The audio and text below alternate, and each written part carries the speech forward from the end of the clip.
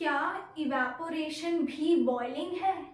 जी हाँ, क्या इवेपोरेशन भी बॉइलिंग है? ऐसा क्यों होता है कि आप पेपर को काट सकते हो पर पानी को नहीं काट सकते? सॉलिड अगर आप गुब्बारे में भरोगे, पत्थर गुब्बारे में भरोगे, गुब्बारे का वेट बढ़ जाएगा पर फूलेगा नहीं। गैस थोड़ी सी भरोगे, गुब्बारा उड़ेगा, पर सॉलिड में ऐसा क्यों नहीं हो रहा? गुब्बारा गैस, थोड़ी सी गैस भरने में फूल जा रहा है ना, पर हमने सॉलिड डाला, जब पत्थर डाले जब गुब्बारे में, तो उसका वेट बढ़ रहा है पर फूल नहीं रहा वो, और उतना बाउंसी भी नहीं। तो गुब्बारे भरने के लिए बस होली में पानी का और बाकी समय हवा का इस्तेमाल ही क्यों किया जाता है? सॉलिड क्यों नहीं यूज किया जाता? चलिए आगे जाने।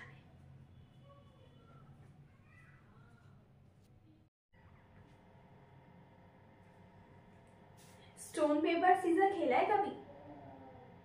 खेला ही होगा ऑफ कोर्स। उसमें पेपर बनाते हो, सीजर बनाते हो, सीजर से पेपर को काटते हो। कभी नल खोलना, पानी को काट के देखना, कटेगा? पानी कटेगा? क्या बात कर रहे हो? अगर तुमने कभी गुब्बारे फुलाए होंगे तो देखा होगा, हवा तुम मुंह से भरते हो ना, मुंह से भरते हो हवा, इतना बड़ा गुब्बारा हो जाता है और वेट इतना सा कम। अब एक काम करना, वही गुब्बारा लेना, उतनी ही साइज का जो फूलने पर इतना बड़ा हो जाता है, उसमें पत्थर भरना छोटे छोटे। एक एक्सटेंट के बाद पत्थर नहीं भरे जाएंगे और गुब्बारा खाली नीचे को लटकेगा, फूलेगा नहीं, पर उसका वेट हवा वाले गुब्बारे से बहुत ज्यादा। ऐसा क्यों? ऐसा क्यों होता है? वेट भरने पर साइज कम हो रहा है और सॉलिड भरने पर साइज कम हो रहा है, वेट बढ़ रहा है, पर गैस में वेट कुछ भी नहीं है और साइज इतना बड़ा। क्यों होता है ऐसा? गुब्बारे फुलाने के लिए उसके अंदर हवा ही क्यों भरते हैं, या होली में पानी ही क्यों भरते हैं, पत्थर क्यों नहीं भरते? हे गाइस, कैसे हैं आप सब? बढ़िया है ना? तो आज हम वापस आ गए हैं अपने रैपिड रिवीजन सेशन में। तो अभी तक ये हमारा फर्स्ट सेशन है रैपिड रिवीजन क्लब का। इसमें हम क्या कहते हैं, सारे चैप्टर्स को क्विक फिंगर टिप्स पे रिवाइज करेंगे, ठीक है? और अगर आपको आगे दिए क्वेश्चंस के आंसर जानने हैं ना, तो लास्ट तक हमारे साथ इस वीडियो में बने रहिए। लूंगी मैं आपकी खाली 30 से 40 मिनट पर कॉन्सेप्ट 100% क्लियर करूंगी। तो चलिए शुरू करते हैं। देखिए, मैटर इन आवर सराउंडिंग्स। और हाँ, एक और चीज याद रखिएगा, इस रिवीजन के लिए मैं शायद ही मार्कर को यूज करूं, क्योंकि हम इसको ओरली कंडक्ट कराएंगे, जिससे कि आपकी लिसनिंग कैपेसिटी बढ़ेगी और उससे ज्यादा समझ आएगा जितना हमें लिखने से समझ आता है। तो चलिए शुरू करते हैं।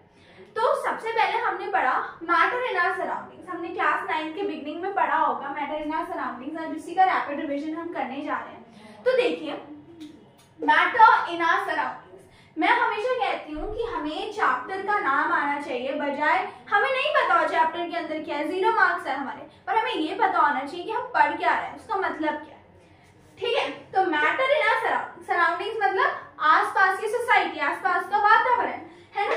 इन आर, हमारी सराउंडिंग में मैटर क्या होता है? तो देखिए, मेरे बताने से पहले हम खुद ही समझते हैं। ये बुक है ना, ये बुक एक बुक नहीं है, मतलब ये बुक एक ऐसा ऑब्जेक्ट नहीं है जो पूरा एक ही है, यानी कहीं से हवा से ऐसे प्रकट हो गया और कह रहा है कि यार मैं बुक हूं, आज से मेरे को तुम यूज कर सकते हो। ऐसा नहीं है। ये बुक है ना, इस बुक के अंदर कई सारे पन्ने हैं, दिख रहे हैं ना? यानी ये जो बुक है वो कार्डबोर्ड पन्नों से मिलके बनी है। पर इंटरेस्टिंग बात ये है ना कि ये पन्ने हमें दिख रहे हैं, कार्डबोर्ड हमें दिख रहे हैं, इसलिए हम कह रहे हैं यार ये जो बुक है वो हमारी पन्ने और कार्डबोर्ड से मिलके बनी है। पर असलियत में ये पन्ने, ये कार्डबोर्ड भी कई छोटी छोटी चीजों से मिलकर बने जो हम देख ही नहीं सकते। अगर उसको देखना है तो लाओ इलेक्ट्रॉन माइक्रोस्कोप खरीद के, ठीक है? तो इन छोटी छोटी चीजों से मिलकर, ये छोटी छोटी चीजें मिलाकर जो एक ऑब्जेक्ट बनाती है, और वो ऑब्जेक्ट इस स्पेस को ऑक्यूपाई करता है या उसके पास वॉल्यूम होती है, उसको हम कहते हैं मैटर। हमने सेल में पढ़ा था ना। अब बहुत बच्चों के दिमाग में एक क्वेश्चन आएगा, मेरे भी दिमाग में आया था जब मैंने ये पहली बार पढ़ा था कि सेल है, सेल को तो हमने कह दिया फंडामेंटल यूनिट है ना, तो इससे छोटा एटम, इससे छोटा ये कौन सा यूनिट है भैया? तो ये जो सेल है ना, लिविंग यूनिट, ये जो बड़ा सा सेल है, हालांकि हमारे लिए बहुत छोटे क्योंकि हम देख नहीं सकते, तो ये जो सेल है वो भी कई सारे छोटे छोटे पार्टिकल्स से मिलकर बना है, और उन्हीं छोटे छोटे पार्टिकल्स ने भी नॉन लिविंग, लिविंग सारी चीजें बनाई है सॉरी, है ना। तो इसे हम कहते हैं मैटर, जो किसका बना होता है? एटम्स का बना होता है। एटम्स मिलकर क्या बनाते हैं?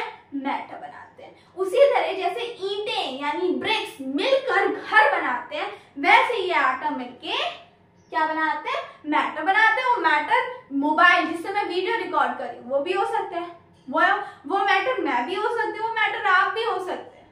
ये मैटर बोर्ड भी है, मार्कर भी है, इंक भी है, जिसके अंदर इंक है ना यहाँ चलिए, वो भी एक मैटर है, ठीक है।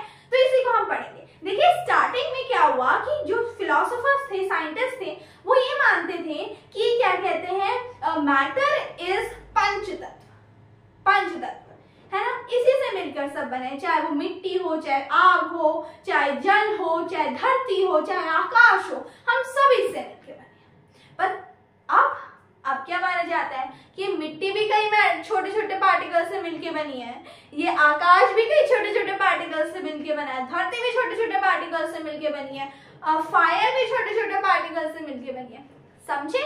ठीक है, तो इन पार्टिकल्स को हम कहते हैं एटम। पर इस चैप्टर में ना एटम का नाम सस्पिशियस रखा है ताकि आने वाले चैप्टर्स में आप उसको पढ़ सको। यहाँ पे हम यूज करेंगे तब पार्टिकल्स ऑफ मैटर जो होते एटम्स ही। तो चलिए फटाफट से बिना देरी के पढ़ते हैं। सबसे पहला पार्ट आता है बुक का आपकी, ठीक है, कि सब साइंटिस्ट थॉट दैट ये जो मैटर है ना, जो मैटर है वो दो ग्रुप थे। ग्रुप 1 ने सोचा ये जो मैटर है वो एक कंटिन्यूअस ब्लॉक है, यानी ये यही चीज है, कहीं से प्रकट हो गई है कि यार हम ये हैं, आज से हमें तुम यूज कर सकते हो। बट कुछ लोग जो इंटेलिजेंट थे, जो बहुत डीप सोच सकते थे आप लोगों की तरह, उन्होंने क्या सोचा? उन्होंने सोचा कि भैया ये जो मैटर है ना वो भी कई छोटी छोटी चीजों से मिलकर बनता है, ठीक है, और इनको उन्होंने नाम दे दिया एटम। अब इसको दिखाने के लिए कि एटम्स ये छोटी छोटी चीजें होती हैं, ये दिखाने के लिए इन्होंने एक एक्टिविटी की। एक बाउल लिया, उसमें आपने पोटेशियम परमैंगनेट डाला, ठीक है। पोटेशियम परमैंगनेट एक केमिकल कंपाउंड होता है जिसको जब आप पानी में डालेंगे तो वो अपने आप को तोड़ने लगता है छोटे छोटे पार्टिकल्स में। तो उन्होंने नोटिस किया कि कुछ ही छोटे छोटे पार्टिकल्स पोटेशियम परमैंगनेट के, जैसे ये बाउल है इसमें इन्होंने पोटेशियम परमैंगनेट डाला और बाकी पानी है, तो ये धीरे धीरे पोटेशियम परमैंगनेट छोटा छोटा होता है, ये पानी बढ़ाते गए, ठीक है, और जो प्रीवियस जिसमें सबसे ज्यादा पोटेशियम परमैंगनेट था उससे उन्होंने थोड़ा सा पानी निकाला और नए वाले में डाल दिया, वैसे ही उन्होंने इससे थोड़ा पानी निकाला नए वाले में डाल दिया। अब इससे आप खुद ही सोच सकते हो क्या हो सकता है, कलर लाइट होते जाएगा क्योंकि यहाँ पे क्वांटिटी ज्यादा है, यहाँ पे कम है, ऐसे कम होते होते जाएगी। पर उन्होंने देखा कि कुछ ही छोटे छोटे क्रिस्टल्स पोटेशियम परमैंगनेट के आपस में डिवाइड कर करके क्या कर रहे हैं, आपस में डिवाइड कर करके एक बड़ा एक बड़ी क्वांटिटी ऑफ वाटर को कलर कर रहे हैं। हालांकि उनका शेड कम होते जा रहा है, कलर का शेड लाइटर होते जा रहा है, पर एक बड़ी क्वांटिटी ऑफ वाटर को वो अकेले में कैपेबल है कुछ ही क्रिस्टल कि वो कलर कर दे 1000 लीटर्स ऑफ वाटर। यानी हम क्या कह सकते हैं कि जब हमने इस पोटेशियम परमैंगनेट को पानी में डाला सबसे पहले, तो इसने अपने आप को छोटे छोटे कंपाउंड्स में खोल दिया। पानी के बीच यहाँ पानी के मॉलिक्यूल्स थे और ये ट्राइंगल वाले पोटेशियम के मॉलिक्यूल्स होते, क्योंकि क्वांटिटी ज्यादा थी इसलिए ज्यादा ज्यादा ज्यादा ज्यादा जगह क्या घुस गए, पोटेशियम परमैंगनेट के पिंक कलर वाले के पार्टिकल्स घुस गए। तो ज्यादा कलर किसका आएगा, पिंक वाले का आएगा, क्योंकि पूरी स्पेस इन्होंने भर दी। अब इसमें से हमने थोड़ा सा हिस्सा निकाला, उसको पानी में डाला, ये तो पार्टिकल्स बहुत कम थे, तो वो क्या हुआ, इन पार्टिकल्स ने भी इस हिस्से ने भी अपने आप को छोटे छोटे में डिवाइड किया और वो घुल गया। पर क्योंकि क्वांटिटी कम थी इसलिए कम ही जगह घुल पाया, तो यहाँ कलर लाइट हो गया। ऐसी यहाँ और कम पार्टिकल, सपोज इतना ही पार्टिकल है, इसने अपने आप को डिवाइड किया और छोटे छोटे पार्टिकल, ऐसे करते करते कलर तो लाइट होते गया, पर वो कलर अलग अलग अपने शेड्स में कंटिन्यू रहा कई समय तक, कई समय तक। इससे हम क्या कंक्लूड कर रहे हैं दोस्तों? इससे हम ये कंक्लूड कर रहे हैं कि जो बड़ा सा पोटेशियम परमैंगनेट है ये कई छोटे छोटे पार्टिकल्स से मिलकर बना है।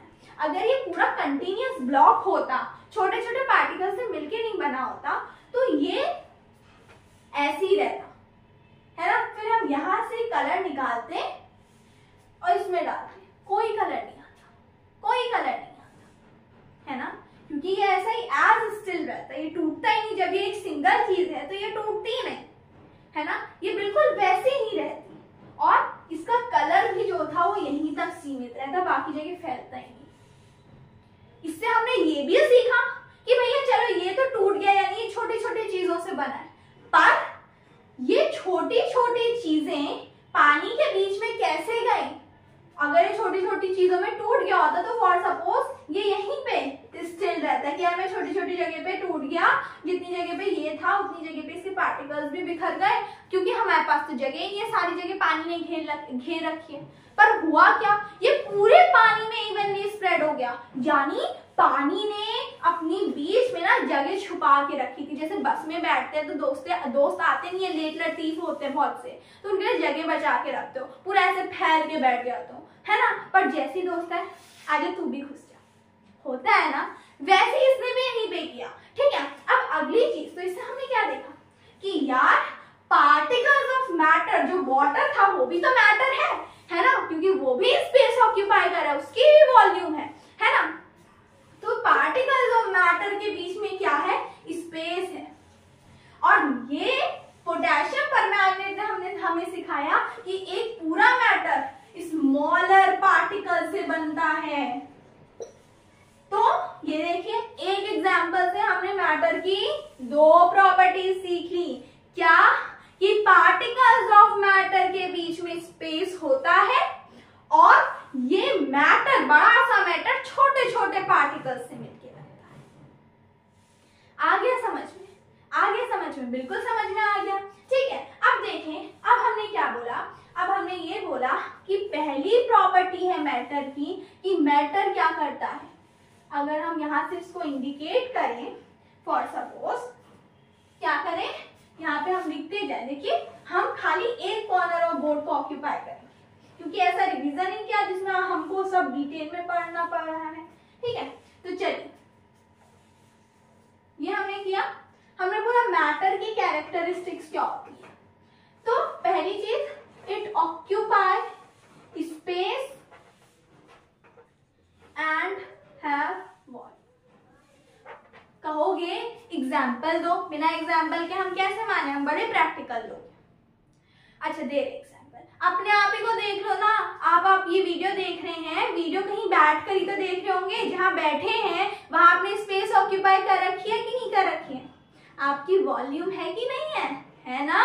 तो देखिए, इसलिए हमने कहा मैटर के पार्टिकल्स के पास वॉल्यूम है, स्पेस।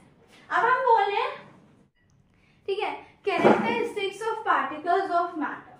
क्या है कैरेक्टरिस्टिक पार्टिकल ऑफ मैटर की? स्मॉल होते हैं और क्या करते हैं कि, है ना, क्या करते हैं? स्पेस, इनके बीच स्पेस होती है, स्पेस बिटवीन देम। और दूसरी property, they are continuously in motion. ठीक है, they are continuously in motion. आ गया समझ में? अब देखो, हम इस कैरेक्टरिस्टिक्स को पढ़ेंगे।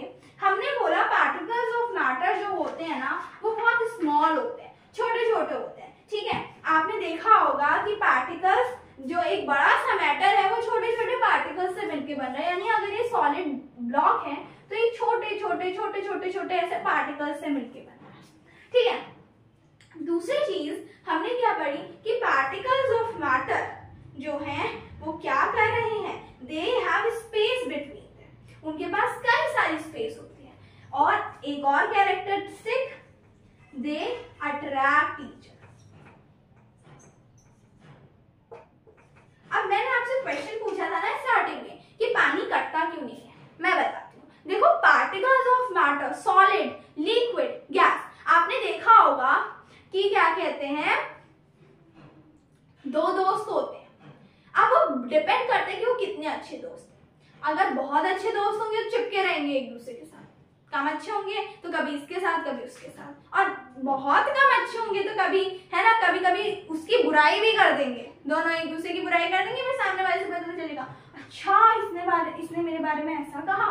वही चीज है, सॉलिड है, सॉलिड कैसा, कठोर बिल्कुल, यानी बहुत अच्छे दोस्त हैं इसके पार्टिकल्स, आपस में जुड़े रहते हैं, जितना अच्छे से जुड़े रहेंगे यानी दोनों के पास उनका जो फोर्स ऑफ अट्रैक्शन है एक दूसरे को अट्रैक्ट करने का वो बहुत ज्यादा है। लिक्विड है, दूर दूर रहते हैं, फोर्स ऑफ अट्रैक्शन कम है, गैस में और कम है, ठीक है ना। तो यानी जब हम पेपर काटते हैं तो जो बीच से तो मैटर कट गया, बट जो बाकी एक साइड वाले पार्टिकल्स थे उनके बीच में फोर्स ऑफ अट्रैक्शन इतना ज्यादा है कि वो पेपर से मिल नहीं पा रहे, ठीक है। तो वो एक पार्ट इधर एक पार्ट इधर वहीं रह गए। पानी के बीच में फोर्स ऑफ अट्रैक्शन है ही नहीं, तुम काट दो हम फिर वही चीज करेंगे, है ना, फिर आपस में मिल जाएंगे। क्यों? क्योंकि ऊपर वाला जो तुम काटोगे पानी तो फ्लो कर रहा है ना, फ्लूइड है ना, पानी तो फ्लो कर रहा है, तो ऊपर जब आप पानी को काटने की कोशिश करोगे तो जो पार्टिकल्स हैं वो कंटिन्यूअसली मूव करेंगे क्योंकि उनके पास अट्रैक्शन तो बहुत कम है एक दूसरे का, है ना, तो इसलिए आप पानी को काट नहीं पाते हो। दूसरा हमने कहा कि गुब्बारा फुलाते हैं, है ना, गुब्बारा फुलाते हैं, गैसी क्यों भरी जाती है उसमें। पत्थर भरोगे तो पार्टिकल्स क्या है, स्टिफ है, क्योंकि कंटिन्यूअसली उनके पास मूवमेंट बहुत ज्यादा नहीं है ना, फोर्स ऑफ अट्रैक्शन बहुत ज्यादा है सॉलिड्स में, तो पास रहते हैं, फैलते नहीं है। गैस में क्या होता है, फैल जाते हैं इधर उधर, तो पार्टिकल्स मूव करते रहते हैं, जहां जहां पार्टिकल्स जाएंगे वहां फूलता रहेगा बलून। सॉलिड में वेट तो बढ़ेगा क्योंकि सॉलिड का मास ज्यादा है ना, तो उस पर ग्रेविटी भी ज्यादा लगेगी, तो ऑल ओवर वेट बढ़ेगा, बट होगा क्या कि जो आपका सॉलिड है ना वो फैलेगा नहीं, तो एक ही जगह पे नीचे लॉन्गिट्यूडनली उसका वेट बढ़ेगा। गैस का पार्टिकल थोड़ी सी भी भरोगे इधर उधर फैल जाएगा क्योंकि फोर्स ऑफ अट्रैक्शन है ही नहीं उसके बीच में, ठीक है। अब आगे बढ़े, अब हमने कहा कि पार्टिकल्स ऑफ मैटर के पास स्पेस होती है। कैसे मान ले, नींबू पानी बनाते हो ना, नींबू पानी में सब एक इक्वल समान तरीके से घुल जाता है। क्यों घुलता है? क्योंकि पानी के पार्टिकल्स के बीच में स्पेस होती है, तो जो शुगर है, सॉल्ट है, नींबू के पार्टिकल्स है, सब उन स्पेस को ऑक्यूपाई कर लेते हैं, ठीक है। दूसरा, they are continuously in motion. अरे भैया बलून को ही देख लो, बलून को ही देख लो, गैस हमने इतनी सी भरी, फैल पूरे बलून में गए, यानी पार्टिकल्स कंटिन्यूअसली क्या है, मोशन में है, मूव कर रहे हैं पार्टिकल्स, एक जगह स्टिफ नहीं है। देखो जो पार्टिकल्स होते हैं ना उनके पास काइनेटिक एनर्जी होती है।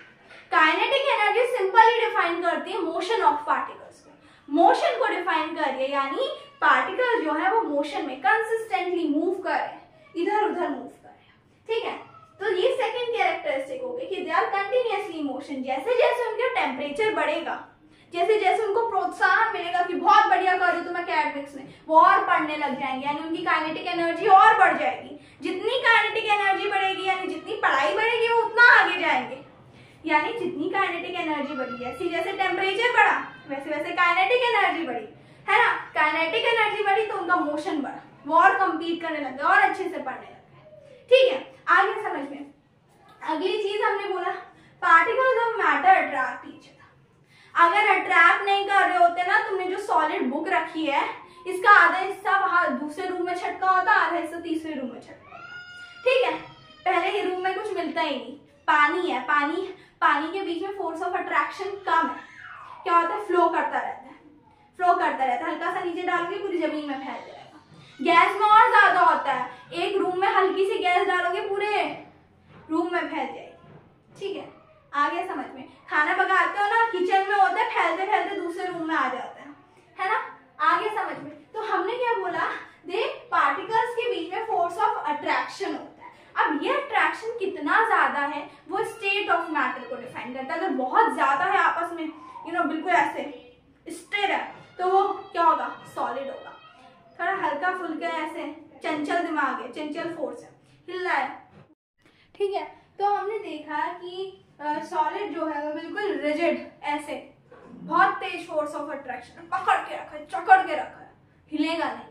लिक्विड ढीला ढाला ऐसे ऐसे हिल रहा है तो हल्का हल्का हिल लेता है, वो गैस पूरा ही फैल जाती है, ठीक है। तो यहाँ पे देखो कि क्या कहते हैं, अगर हमने एक कंटेनर में डाली वो सॉलिड बुक, एक बुक डाल दिया आपने, अपने आपको गुस्सा, आपने कहा नहीं पढ़ना इसको, इस डब्बे में बंद करके रख दो, बाहर ना पाए, तो आपने डाला, इसकी वॉल्यूम उतनी रहेगी, वॉल्यूम यानी कैपेसिटी उतनी रहेगी बुक की, ठीक है ना, और शेप वही रहेगा। पानी का शेप बदल जाएगा कि इतनी पानी को आप गोल कंटेनर में डालो, कोनिकल कंटेनर में डालो, कोई भी कंटेनर में डालो, शेप बदल जाएगा पर वॉल्यूम उतनी रहेगी। अगर ये बड़ा कंटेनर है तो इसमें पानी कम हो जाएगा, है ना, ऐसा नहीं है कि बड़ा कंटेनर है तब भी यहीं तक है, छोटा है तब भी वहीं तक, वॉल्यूम फिक्स्ड है, शेप बदल जा रहा है।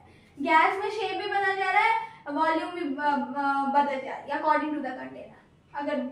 अगर बोर्ड के बराबर कंटेनर है उसमें सारी गैस हर जगह फैल जाएगी, अगर घर के बराबर कंटेनर है उसमें सारी गैस फैल जाएगी। तो वॉल्यूम जो गैस है वो पूरी तरह दरबदर है, ना वॉल्यूम फिक्स रहती है ना शेप फिक्स रहता है। पर लिक्विड चलो शेप तो फिक्स है, वो वॉल्यूम तो फिक्स रखना है, थोड़ा बहुत गोलमाल करता है और बाकी सॉलिड नहीं।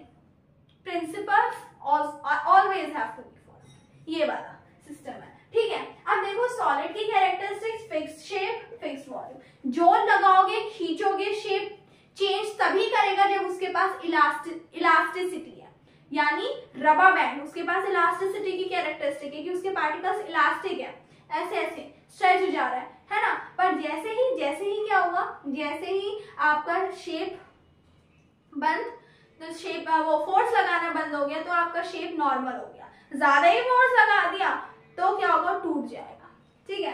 तो जो रबर बैंड है वो स्ट्रेच इसलिए करता है, शेप इसलिए चेंज करता है because it has characteristic of elasticity. Solid का फिक्स्ड शेप नहीं होता है, no fixed shape, fixed volume, ठीक, no fixed shape nor volume. आ गया, तो हमने आधा पार्ट चैप्टर का कवर कर लिया, हमने बता दिया पार्टिकल्स के बारे में कैसे होते हैं, है ना।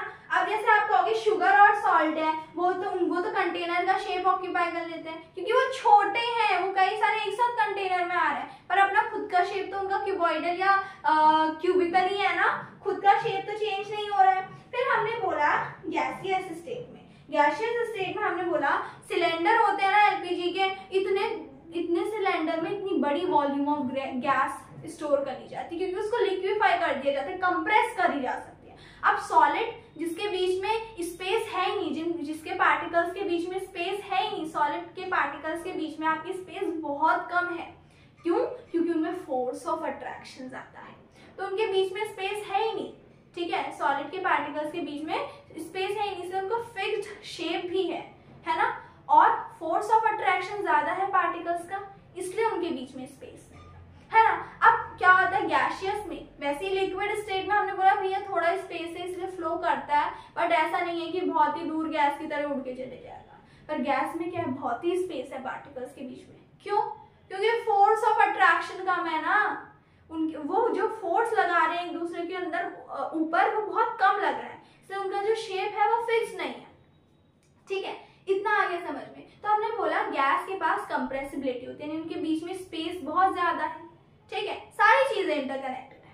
फोर्स ऑफ अट्रैक्शन कम है इसलिए फैले हुए, स्पेस बहुत ज्यादा है। तो अगर उन पे आप बाहर एक्सटर्नल फोर्स लगाओगे तो उनको आप पास कर सकते हो ना। दो टेबल है, ठीक है, दो टेबल है, ये दो मार्कर है ना, ये यहाँ है, गैस के पार्टिकल इधर उधर उड़ रहे हैं, ठीक है।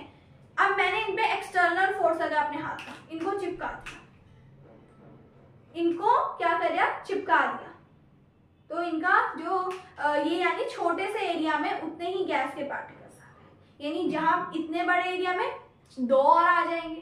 तो गैस में कंप्रेसिबिलिटी की प्रॉपर्टी होती है, वो कंप्रेस हो सकती है। क्यों? क्योंकि उनके बीच में स्पेसेस होती है, तो इस कंप्रेसिबिलिटी को यूज किया जाता है। जैसे एलपीजी में बहुत सारी गैस जो होती है वो भर दी जाती है, उसको प्रेशर देते हो, आप प्रेशर लगाते हो, प्रेशर लगा रहे हो, है ना, फोर्स लगा रहे हो, टेम्परेचर घटा रहे हो, क्योंकि टेम्परेचर बढ़ेगा काइनेटिक एनर्जी बढ़ेगी ना, दौड़ जाएंगे वो। टेम्परेचर कम करो, काइनेटिक एनर्जी कम हो गई, सो गया हो, है।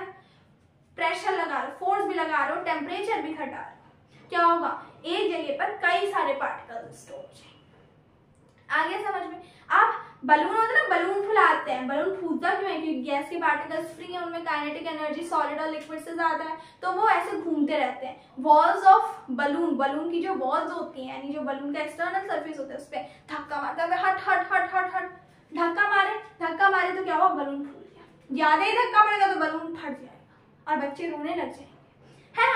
तो अब देखें, हमने पढ़ लिया कि सॉलिड, लिक्विड और गैस की क्या क्या प्रॉपर्टीज होती है, पढ़ लिया ना, है ना। और ये भी पढ़ लिया कि सॉलिड में फोर्स ऑफ अट्रैक्शन पार्टिकल्स का सबसे ज्यादा होता है, इसलिए उसका फिक्स शेप होता है ना। और यही फोर्स ऑफ अट्रैक्शन ज्यादा होता है सॉलिड में, इसलिए स्पेस बिटवीन पार्टिकल्स कम है, दोनों इनवर्सली प्रोपोर्शन है, फोर्स ऑफ अट्रैक्शन ज्यादा, स्पेस कम। लिक्विड में थोड़ा कम होता है, इसलिए स्पेस थोड़ी ज्यादा। गैस में बहुत ही कम होता है फोर्स ऑफ अट्रैक्शन, इसलिए स्पेस बहुत ही ज्यादा होती है। आगे समझ में, तो हम टेम्परेचर और प्रेशर को रिड्यूस करते हैं। अगर हम चेंज करेंगे टेम्परेचर को तो काइनेटिक एनर्जी बढ़ेगी, पार्टिकल्स और भागने लग जाएंगे, इसलिए सॉलिड मेल्ट हो जाएगा, लिक्विड गैस बन जाएगा, और गैस पता नहीं क्या बनेगा, है ना। और उसके बाद हमने बोला अगर टेम्परेचर को घटाएंगे तो काइनेटिक पार्टिकल्स सुस्त होते जाएंगे, तो गैस लिक्विड बन जाएगी, लिक्विड नाइट्रोजन कंप्रेस करके टेम्परेचर रिड्यूस किया। और अगर टेम्परेचर रिड्यूस करने के साथ साथ सोने पे सुहागा, हमने प्रेशर भी लगा दिया, तो क्या होगा? प्रेशर लगाने से जो पार्टिकल्स तो सुस्त हो गए थे, वो सुस्त पार्टिकल्स और तेजी से कंप्रेस हो जाएंगे। अगर कोई भाग रहा है इधर उधर ऐसे ऐसे, तो उसको आपको शांत कराने में ज्यादा टाइम लगेगा, चुपचाप बैठाने में ज्यादा टाइम लगेगा, बजाय उसके जो चुपचाप ऐसे सीधा साधा खड़ा है, उसको आप कहोगे चुप, तो वो बेचारा तो घर में भी जाके नहीं बोलेगा, ठीक है। आगे समझ में। अब अगली चीज हम देखें कि क्या होता है ऐसा जिससे हमारे जो सॉलिड्स हैं वो लिक्विड में कन्वर्ट हो जाते हैं, लिक्विड गैस में कन्वर्ट हो जाते हैं, है ना। तो देखो, हमने क्या बोला? हमने बोला कि आप पानी है, पानी को आप गर्म कर रहे हो, पानी को क्या कर रहे हो? गर्म कर रहे हो, है ना। पानी को आपने, अच्छा चलो सॉलिड से स्टार्ट करते हैं। आइस, वाटर के 3 फॉर्म लेंगे, ice, water and water vapour. Ice है, सॉलिड है, आइस को आपने हीट अप किया, पानी में बदल दिया, पानी को हीट अप किया तो क्या हुआ? गैस में बदल गई। अब यहाँ पे इनको हीट अप करने में टर्म आता है latent heat, latent heat of fusion, latent heat of vaporisation. जब आप सॉलिड टू गैसियस में जाओगे, यानी टेम्परेचर बढ़ा रहे हो, तो वो लेटेंट हीट यानी छुपी हुई हीट गेन करेगा। जब आप गैस से आइस में आ रहे हो तो वो लेटेंट हीट फेंकेगा बाहर, जब हीट कम होगी तभी तो चिपकेगा आपस में, क्योंकि काइनेटिक एनर्जी कम होगी। तब इस फंडे को हम समझते हैं ये है क्या, ठीक है, ठीक है। तो देखो, मिनिमम टेम्परेचर, सबसे कम टेम्परेचर जिसमें सॉलिड क्या बन रहा है? लिक्विड बन रहा है। सॉलिड ने जब मारी वो क्या बन गया? लिक्विड बन गया। कब? एटमॉस्फेरिक प्रेशर में। उस पॉइंट को, उस टेम्परेचर, उस पर्टिकुलर टेम्परेचर को हम क्या कहते हैं? उस पर्टिकुलर टेम्परेचर को हम कहते हैं मेल्टिंग पॉइंट। सॉलिड का मेल्टिंग पॉइंट क्या है? जिस टेम्परेचर पे वो पूरे सॉलिड से पूरे लिक्विड में कन्वर्ट हो रहा है। वाटर की अगर हम बात करें, 273.16 केल्विन या 0 डिग्री सेल्सियस, क्या? मेल्टिंग पॉइंट, ठीक है। मेल्टिंग पॉइंट क्या है? 0 डिग्री सेल्सियस है ना, या 273.16 केल्विन। आ गया तुमको समझ में? अब है ना, केल्विन क्या है? एसआई यूनिट है टेम्परेचर की, एसआई यूनिट ऑफ टेम्परेचर। अब देखो, मिनिमम टेम्परेचर, सबसे कम टेम्परेचर जिसमें सॉलिड लिक्विड में बदल रहा है एटमॉस्फेरिक प्रेशर में, उसको हम कहते हैं मेल्टिंग पॉइंट, ठीक है। अब अमाउंट ऑफ हीट एनर्जी, अब देखो लेटेंट हीट से क्या मतलब है? यानी उन्होंने कहा अगर आप किसी बीकर को गर्म कर रहे हो, कैंडल है फॉर सपोज, यहाँ सॉलिड आइस रखी हुई है, आपने सॉलिड आइस को हीट किया, वाटर बनी। एक टेम्परेचर ऐसा था जब उसने आइस में आधा पिघलना शुरू कर दिया, आइस थी आधा पिघल गई थी, ये देखो आधा पिघल गई थी, आधी आइस थी। यानी जब उसने पिघलना शुरू किया तो 0 डिग्री सेल्सियस पे टेम्परेचर पहुंच गया था, ठीक है। बट ये जो 0 डिग्री सेल्सियस है, ये जो 0 डिग्री सेल्सियस है ना, ये जो 0 डिग्री सेल्सियस है ना, उससे क्या हुआ, ये 0 डिग्री सेल्सियस हीट कंटिन्यूअसली जा रही है, हीट कंटिन्यूअसली जा रही है, पर ये जो 0 डिग्री सेल्सियस है वो तब तक बढ़ा नहीं जब तक पूरी आइस मेल्ट नहीं, यानी जब पूरी आइस मेल्ट हो गई, जब आधी आइस मेल्ट थी तब भी 0 डिग्री सेल्सियस था, जब पूरी आइस मेल्ट हो गई तब भी 0 डिग्री सेल्सियस है, जबकि हीट कंटिन्यूअसली सप्लाई हो रही थी, है ना। अब जब ये पूरी वाटर बन गई आइस, तब टेम्परेचर ने बढ़ना शुरू किया, तो अब तक हीट गई कहाँ, टेम्परेचर तो बढ़ा नहीं, तो वो हीट, उस हीट को हमने बोला लेटेंट हीट ऑफ फ्यूजन या लेटेंट हीट ऑफ वेपोराइजेशन, ठीक है। तो लेटेंट हीट माने छिपी हुई हीट, हिडन हीट। अब वो हीट कहाँ गई, वो हीट उस समय टेम्परेचर नहीं बढ़ा रही थी, यानी काइनेटिक एनर्जी ऑफ पार्टिकल्स नहीं बढ़ा रही थी। टेम्परेचर कब बढ़ता है, जब पार्टिकल्स काइनेटिक एनर्जी बढ़ा रहे हैं, तो वो latent heat kinetic energy of particle नहीं बढ़ा रही थी, वो लेटेंट हीट आगे चल के काइनेटिक एनर्जी ऑफ पार्टिकल्स को बढ़ा सके, इसलिए फोर्स ऑफ अट्रैक्शन था आइस के पार्टिकल्स के बीच में, जिसकी वजह से वो सॉलिड थी, उस फोर्स ऑफ अट्रैक्शन को तोड़ने में लगी। जैसे वो फोर्स ऑफ अट्रैक्शन तोड़ गया, उसने काइनेटिक एनर्जी बढ़ाना शुरू कर दिया, काइनेटिक एनर्जी बढ़ा दी पार्टिकल्स की, जब काइनेटिक एनर्जी बढ़ाई तो टेम्परेचर बढ़ने लगा। आ गया समझ में। तो अब देखो, the amount of heat energy required to change 1 kg of solid to liquid at atmospheric pressure at its melting point is called latent heat of fusion। यानी जब तक पूरी आइस नहीं मेल्ट हुई तब तक वो काइनेटिक एनर्जी ऑफ पार्टिकल्स नहीं बढ़ा रही थी, क्योंकि उस काइनेटिक एनर्जी की वजह से टेम्परेचर बढ़ता। वो क्या कर रही थी, ताकि वो आगे चल के टेम्परेचर बढ़ा सके, यानी आगे चल के काइनेटिक एनर्जी ऑफ पार्टिकल्स बढ़ा सके, वो उस समय लेटेंट हीट की तरह काम कर रही थी और फोर्स ऑफ अट्रैक्शन को तोड़ रही थी। जैसे फोर्स ऑफ अट्रैक्शन टूट गया, अच्छा वेरी गुड, हो गया, काम हो गया। अब वो काइनेटिक एनर्जी बढ़ाने लगी, काइनेटिक एनर्जी बढ़ी तो क्या हुआ, टेम्परेचर बढ़ने लगे, फिर 1 2 3 4 5 6 हो गया, ठीक है। The process of changing of solid to liquid at its melting point at atmospheric pressure is called क्या, फ्यूजन। अब आप कहोगे मैम, नहीं मैम मत कहना, मैं आप ही के साथ हूँ, मैम मत कहना। अब आप कहोगे अरे यार एक बात बताओ, फ्यूजन अगर होता है तो आइस का टेम्परेचर भी 0 डिग्री सेल्सियस, यानी सॉलिड जो वाटर है वो सॉलिड भी 0 डिग्री सेल्सियस में बनता है, लिक्विड भी 0 डिग्री सेल्सियस में। हाँ जी ऐसा ही होता है। पर फिर कहोगे कि पर आइस तो ज्यादा ठंडक देती है बजाय किसके, वाटर के। उसी टेम्परेचर में अगर 0 डिग्री सेल्सियस के वाटर को लोगे और 0 डिग्री सेल्सियस की आइस को लोगे, टेम्परेचर दोनों वही देंगे बट ठंडक वेरी करेगी। क्यों, क्योंकि जब यही लेटेंट हीट इस वाटर में 0 डिग्री सेल्सियस के वाटर में लेटेंट हीट है ना, ठीक है, हीट तो है ही, तो क्या होगा, ये हीट जो है वो बस दिख नहीं रही है पर है तो, पर जब आप इसको आइस बनाओगे तो वो हीट छोड़ेगा। जैसे आइस से वाटर में कन्वर्ट होने में उसने हीट ली, वैसे वाटर से आइस में कन्वर्ट होने में वो हीट छोड़ेगा। तो इसलिए आइस में लेटेंट हीट नहीं है, वाटर में लेटेंट हीट है। टेम्परेचर दोनों का 0 डिग्री सेल्सियस है, इसलिए ठंडक कौन देगा ज्यादा, आइस देगी। कौन देगा, आइस देगी, ठीक है। इसलिए तो हम ठंडा पानी नहीं पीते हैं गर्मियों में, मतलब कम पीते हैं, आइसक्रीम ज्यादा खाते हैं, ठीक है। आज समझ। अब उसी तरह आप लगाओ लेटेंट हीट ऑफ वेपराइजेशन। आप कहो, इस डेफिनेशन को बदल दो, कहो liquid to solid at atmospheric pressure is called boiling point। कौन सा point, boiling point। amount of heat energy required to change 1 kg of liquid to gas at atmospheric temperature at its boiling point is called latent heat of vaporization।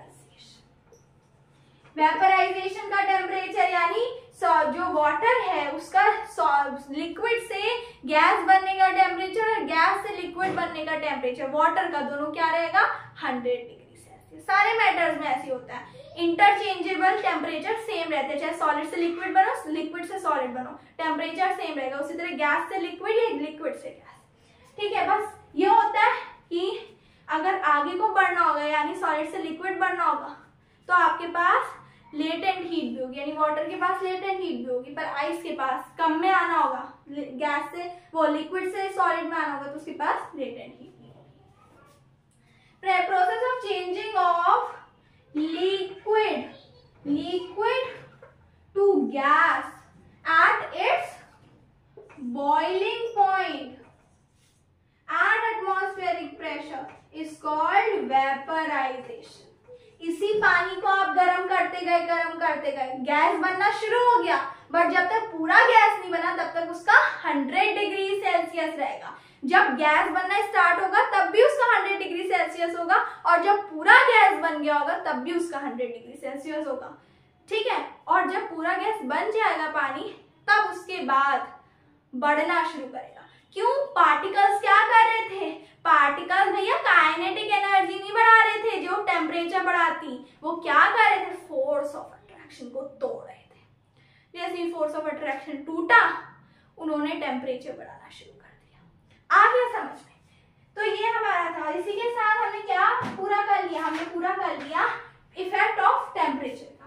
तो effect of temperature हमने देखा कि temperature बढ़ेगा, particles की बीच की particles की kinetic energy बढ़ेगी, वो अपनी फिक्स पोजीशन छोड़ के नाचने लगेंगे। ठीक है, और उनके बीच में स्पेस भी बढ़ेगी और इसी तरह स्टेट्स ऑफ मैटर चेंज होगी। ठीक है, फिर हमने बोला प्रेशर कम होगा तो क्या होगा? पार्टिकल्स बिखरेंगे, प्रेशर ज्यादा होगा, पार्टिकल्स ऐसे खड़े रहेंगे। ठीक है, अब प्रेशर जब इसी तरह हमने देखा सॉलिड कार्बन डाइऑक्साइड होता है ना, क्या करते हैं?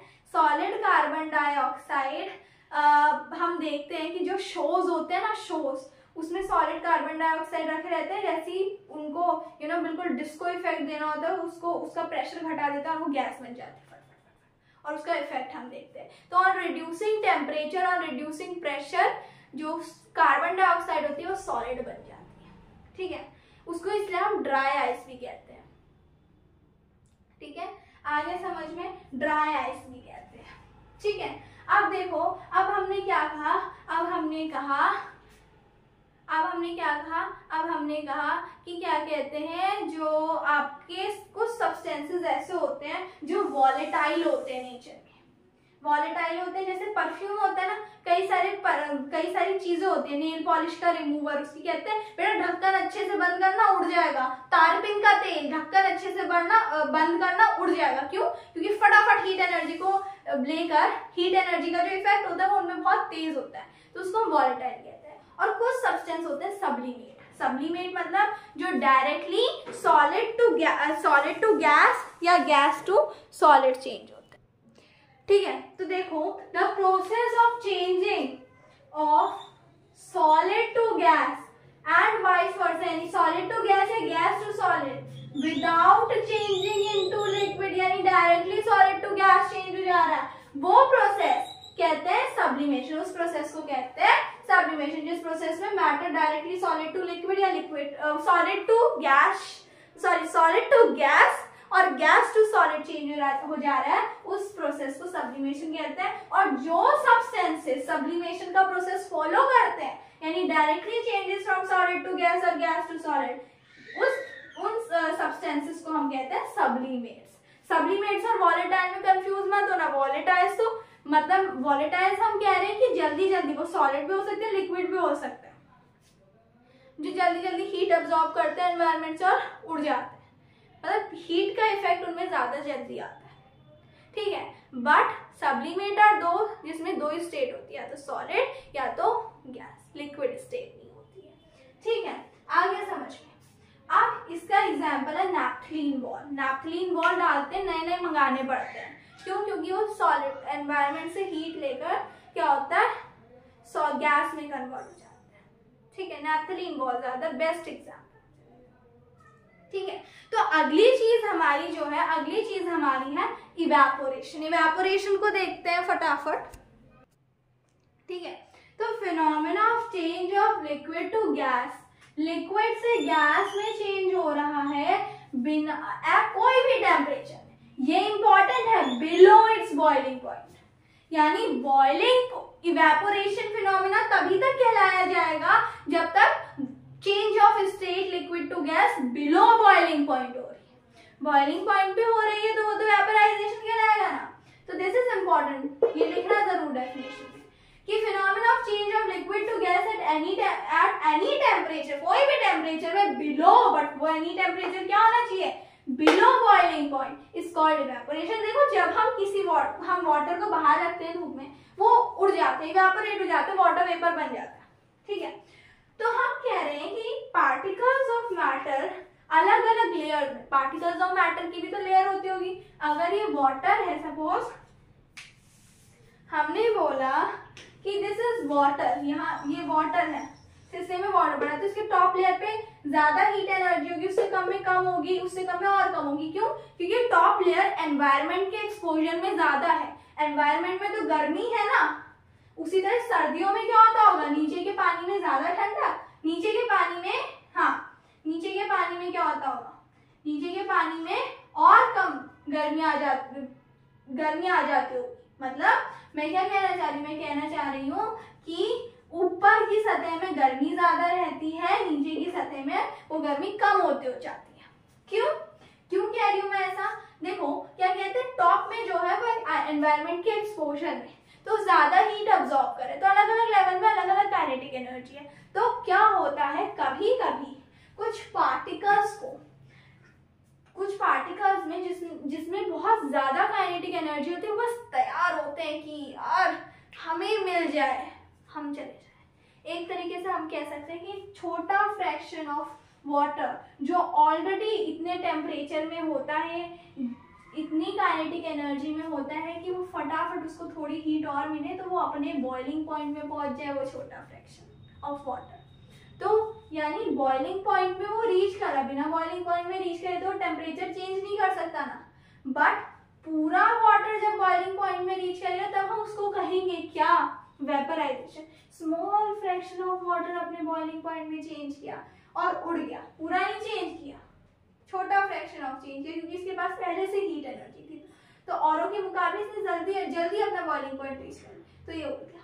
तो ये हम कभी नहीं कहते हैं, देखो ट्रुथ तो हम नहीं बदल सकते ना कि कुछ पानी जो है वो कम बॉइलिंग पॉइंट में उड़ जा रहा है, कुछ पानी जो है वो बॉइलिंग पॉइंट पे उड़ा है, और वो बॉइलिंग पॉइंट पे ही रहा है। पर वेपराइजेशन हम उसको तब कह रहे हैं, बॉइलिंग हम उसको तब कह रहे हैं जब पूरा पानी एक साथ हो रहा है। Boiling is a bulk phenomena, evaporation is a surface phenomena. Boiling bulk phenomena है, इवेपोरेशन छोटा स्मॉल फिनोमेना है, वो बल्क फिनोमेना नहीं है।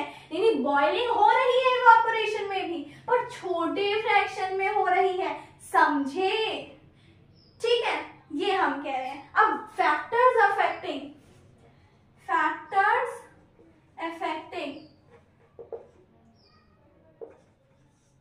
इवेपोरेशन, सरफेस एरिया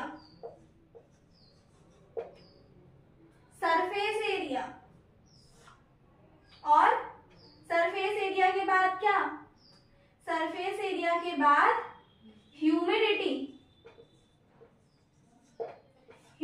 के बाद टेम्परेचर, विंड स्पीड। अब ये कॉन्सेप्ट आपको समझ आ गया कि होता इवेपोरेशन भी बॉइलिंग है, पर कुछ पार्टिकल्स के पास पहले से ही ज्यादा काइनेटिक एनर्जी थी, यानी वो इजीली अपने बॉइलिंग पॉइंट पे पहुंच सकते थे। पूरे के पूरे पार्टिकल्स बॉइलिंग पॉइंट में नहीं पहुंचे, खाली छोटे पार्टिकल्स के बीच में, सरफेस पार्टिकल के बीच में बॉइलिंग का फिनोमेना हुआ, पूरे वाटर क्वांटिटी में नहीं हुआ, इसलिए हमने उस बॉइलिंग को कह दिया इवेपोरेशन। क्यों? क्योंकि अब आप कहोगे तो मैम ऐसे तो फिर क्या कहते हैं, इस इतने एरिया का जो टेम्परेचर है, अब आप कहोगे इस हिसाब से अगर बॉइलिंग हो रही है तो पूरे वाटर का टेम्परेचर 100 डिग्री सेल्सियस होना चाहिए था। नहीं है पूरे वाटर का टेम्परेचर 100 डिग्री सेल्सियस। तुम खुद ही बताओ, तुम अपने मार्क्स की ओवरऑल परसेंटेज निकालते हो ना, अगर तुम्हारे 2 में 100 है और बाकी में 99 है, तो तुम्हारी परसेंटेज तो ओवरऑल आएगी ना, एवरेज परसेंटेज आएगी।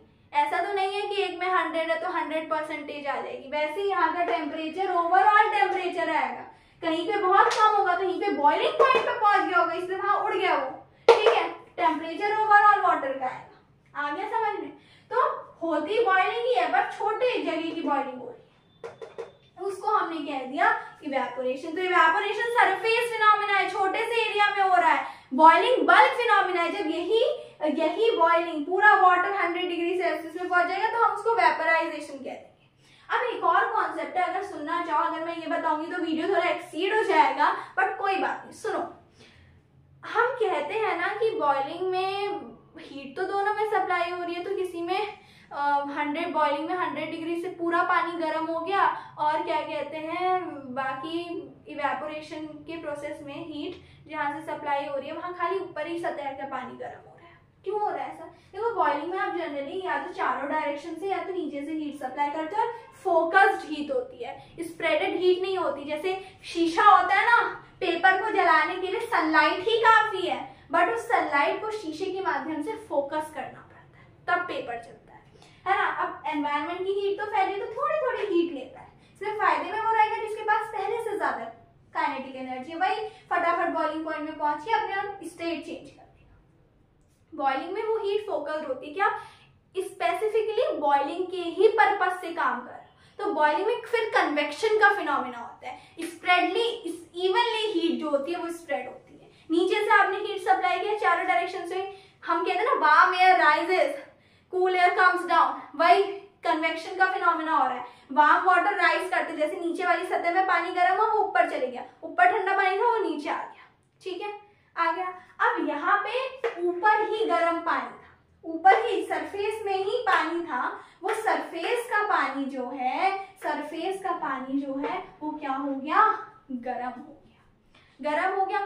अब यहाँ से हीट ऊपर से सप्लाई हो रही, दो भगोने हैं, दो आपके बाउल्स हैं, एक में ऊपर से हीट आ रही है, एक में नीचे से हीट आ रही है। वार्म वाटर राइज करेगा, नीचे थोड़ी आएगा, अगर वो ऑलरेडी ऊपर है तो ऊपर ही तो रहेगा। तो यहाँ से वार्म वाटर राइज के ऊपर आया और जो कूल वाटर था वो नीचे आ गया। अब यहाँ पे पहले से जो वाटर है, यहाँ पे टॉप में जो वाटर है वो राइज, वो वार्म होगा क्योंकि हीट ऊपर ही से सप्लाई हो रही है। अब ये वार्म होगा, राइज करेगा तो ये और ऊपर चले गया, ये उड़ गया, गैस बन गया, बना, और नीचे फिर नई लेयर आ गई, फिर वो गैस बन गया। तो इस प्रोसेस को हम इवेपोरेशन कह रहे हैं। इवन बल्क में काम नहीं हो रहा है, छोटा छोटा फ्रैक्शन धीरे धीरे उसका टेम्परेचर राइज कर। बॉइलिंग में इवनली स्प्रेड हो रहा है, वार्म बना, फिर नीचे कूल वाला आया, वो कूल वाला और वार्म बना, फिर वो इतना वार्म बना कि जो ऊपर वार्म वाटर था उससे ज्यादा उसकी हीट हो गई, है ना। तो फिर वो जो ऊपर वाला पानी था वो नीचे आया, तो साइकिल चल रही है। बॉइलिंग में गोल साइकिल चल रही है, इवेपोरेशन में सीधी साइकिल चल रही है। वार्म वाटर यहाँ ऊपर जाएगा, नीचे से वार्म हो रहा है, ऊपर राइज करेगा, पर यहाँ ऊपर से नीचे थोड़ी आएगा, यहाँ पे ऊपर से ऊपर ही जाएगा। तो इसलिए यहाँ स्मॉल फ्रैक्शन में काम हो रहा है, यहाँ इवन डिस्ट्रीब्यूशन हो रहा है। पहले वार्म वाटर ऊपर गया, फिर कोल्ड वाटर नीचे आया। कोल्ड वाटर जब वार्म हो रहा था तो वार्म वाटर ने थोड़ी हीट एनवायरनमेंट को लूज कर दी, वो फिर नीचे आया। ऐसी साइकिल चल रही है, इवनली टेम्परेचर बढ़ रहा है, यानी टेम्परेचर बढ़ रहा है बॉइलिंग में, तो सारे पार्टिकल्स का सर्कुलर मोशन में एक साथ टेम्परेचर बढ़ रहा है, एक साथ टेम्परेचर बढ़ रहा है। आप सर्कुलर लाइन में घूम रहे हो, ऐसे ऐसे ऐसे ऐसे, आपका पाथ खत्म नहीं हो रहा है, सब इवनली घूम रहे हैं। आप सीधी लाइन में घूम रहे हो, एक पॉइंट के बाद जाके रुक जाओ कि जो आगे वाला है वो आगे ही रहेगा, पीछे वाला हमेशा पीछे ही रहेगा। तो ये डिफरेंस है इवेपोरेशन और बॉइलिंग के बीच में। आ गया समझ में? बॉइलिंग में इवनली हीट स्प्रेड आउट हो रही है, तो सारे कन्वेक्शन के प्रोसेस से इवनली हीट स्प्रेड आउट हो रही है, यानी गर्म पानी ऊपर जा रहा है, ठंडा पानी नीचे आ रहा है, फिर ऊपर वाला ठंडा हो गया क्योंकि उसने एनवायरनमेंट को हीट लूज कर दी, वो नीचे आया। ऐसे चल रहा है प्रोसेस, सर्कुलर मोशन चल रहा है, यानी टेम्परेचर बढ़ रहा है तो सारे पार्टिकल्स का एक साथ बढ़ रहा है। पर इवेपोरेशन में क्या हो रहा है, हीट ऊपर वाले ही एब्जॉर्ब कर ले रहा है, तो नीचे वाला वैसे ही रह रहा है बेचारा, उसको कुछ मिल ही नहीं रहा, ऊपर वाला गर्म होते जा रहा है और नीचे वाला ठंडा का ठंडा ही है। अब ये नीचे वाला पानी एनवायरनमेंट के, इसको हीट लेने का चांस कब मिलेगा, जब इतना पानी पूरा इवेपोरेट हो जाएगा। तो तो हमने बॉइलिंग उस फिनोमेना को कहा जब सारे पार्टिकल्स का टेम्परेचर एक साथ 100 डिग्री सेल्सियस। यहाँ पे थोड़े का हुआ वो उड़ गए, फिर नीचे वाला है फिर सरफेस फिनोमेना कहा गया। जो चीज सरफेस पे होगी उसी को बॉयल होने का चांस मिलेगा। आ गया? तो पूरा पानी बॉयल नहीं हो रहा है, पूरा पानी बॉयल नहीं हो रहा है, थोड़ा सा पानी बॉयल हो रहा है। अगर पूरा पर तो इसलिए हमने उसको इवेपोरेशन किया। बॉइलिंग तो हो रही है, बिना बॉइलिंग एक जो कैरेक्टरिस्टिक है वाटर की कि इतने पॉइंट पे पहुंचे बिना वो इवेपोरेट हो ही नहीं सकता, तो कैसे हो जाएगा? बॉइलिंग हो रही है पर इवेपोरेशन में थोड़े से एरिया में हो रही है। जो टॉप पे है वार्म हुआ, वार्म वाटर है, राइज कर गया, ऊपर चलेगा, फिर नीचे वाले की बारी है। जैसे क्लास में 3-4 बच्चे हैं पढ़ाई में अच्छे, एक सबसे अच्छा है, फिर वो कोई उससे अच्छा है।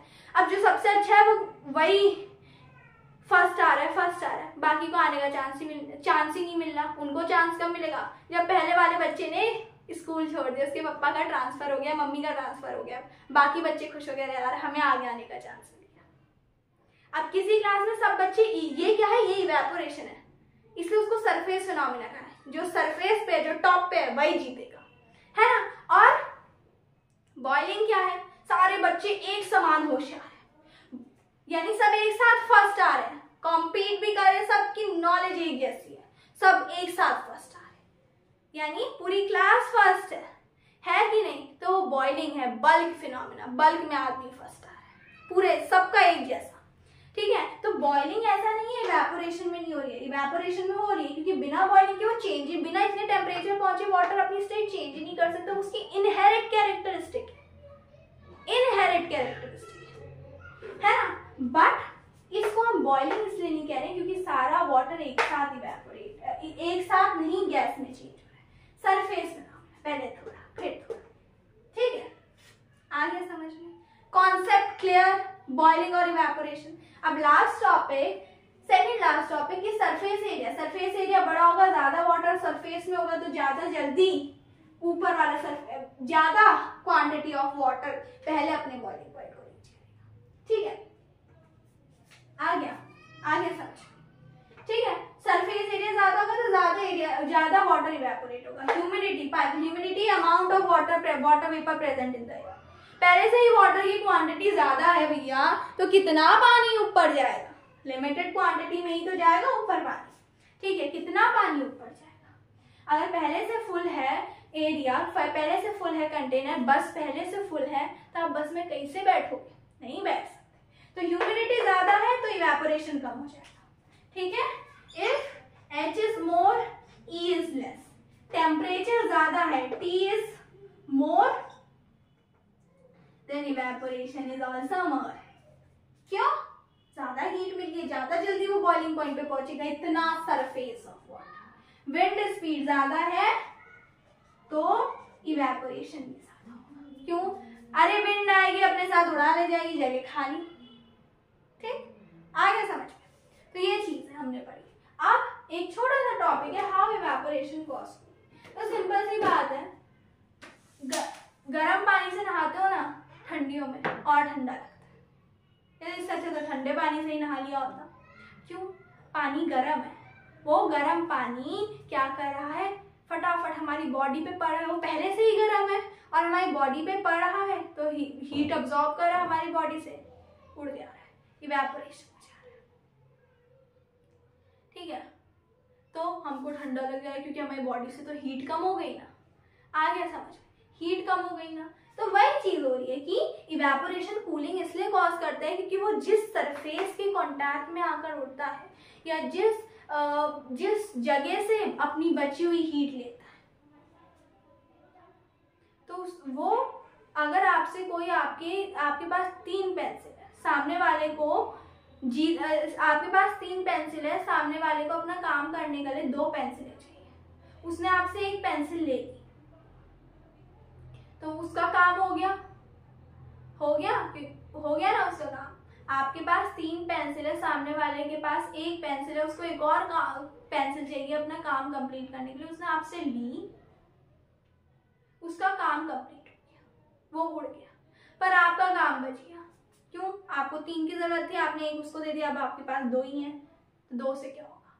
ठीक है, वही चीज है, इवेपोरेशन हो रहा है तो पानी जो है, पानी है या कोई भी चीज है जिसमें इवेपोरेशन हो रहा है, लिक्विड्स में ही होता है ऑफ कोर्स, ठीक है। तो लिक्विड्स में इवेपोरेशन है, लिक्विड एनवायरनमेंट से हीट अब्सॉर्ब कर रहा है और उड़ जा रहा है, तो एनवायरनमेंट की हीट तो कम हो गई ना, तो उसको पहले से ठंडा महसूस होगा कि नहीं होगा, वही चीज होती है, इसलिए इवेपोरेशन कूलिंग कॉज करती है। आ गया समझ में, ठीक है। तो ये था हमारा फुल सेशन ऑफ रिवीजन। देखो एक जगह आपको जहाँ कंफ्यूजन हो सकता है वो जहाँ पे मैंने इवेपोरेशन को भी बॉइलिंग के पर्सपेक्टिव में समझा है, ठीक है। अगर वो टॉपिक आपको समझ में नहीं आ रहा है तो आप उस पॉइंट को, उस 10 मिनट के पॉइंट को बार बार देखो और समझने की कोशिश करो, यार अगर वाटर का बॉइलिंग पॉइंट 100 डिग्री सेल्सियस है तो वो 100 से कम में कैसे इवेपोरेट हो सकता है, वो तो उसकी कैरेक्टरिस्टिक है ना, वो अपना नेचर कैसे बदल सकता है।